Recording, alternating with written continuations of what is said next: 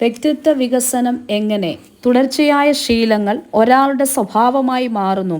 സ്വഭാവം വ്യക്തിത്വമായി പരിണമിക്കുന്നു. ഏതൊരാളിൻ്റെ വ്യക്തിത്വ വികസനം നടക്കുന്നത് ചെറുപ്രായത്തിലാണ്. ഒരു വ്യക്തി താൻ ആരാണോ അതാണ് അവൻ്റെ വ്യക്തിത്വം.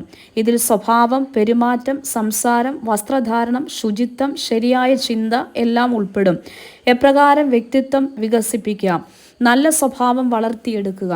ഇതിനായി ശ്രമിക്കുക. നല്ല ശീലങ്ങൾ ജീവിതത്തിൽ പ്രാവർത്തികമാക്കുക. നല്ലതു മാത്രം ചിന്തിക്കുക.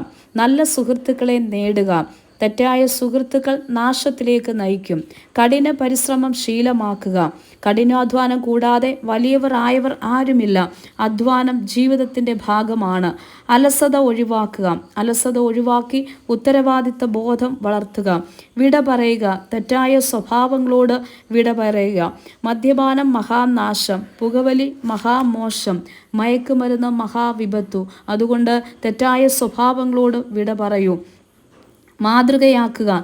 മറ്റുള്ളവരിലെ നല്ല ഗുണങ്ങൾ സ്വന്തം ജീവിതത്തിൽ പ്രായോഗികമാക്കുക.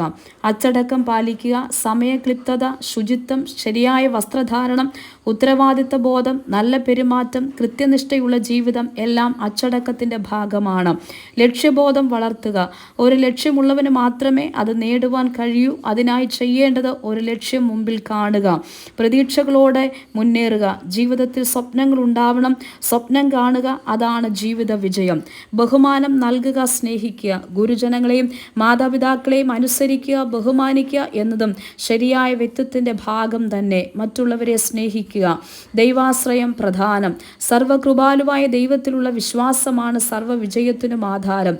ദൈവത്തിലുള്ള ആഴമായ വിശ്വാസം ഓരോ ദിവസവും നമ്മെ മുൻപോട്ട് നയിക്കണം. പ്രതിസന്ധികളിൽ മുൻപോട്ട് നയിക്കാൻ ദൈവത്തിന് കഴിയുമെന്ന് ഉറച്ചു വിശ്വസിക്കുക. ദൈവവിശ്വാസം ജീവിതത്തിൽ നേടുക. അതാണ് പ്രധാനം.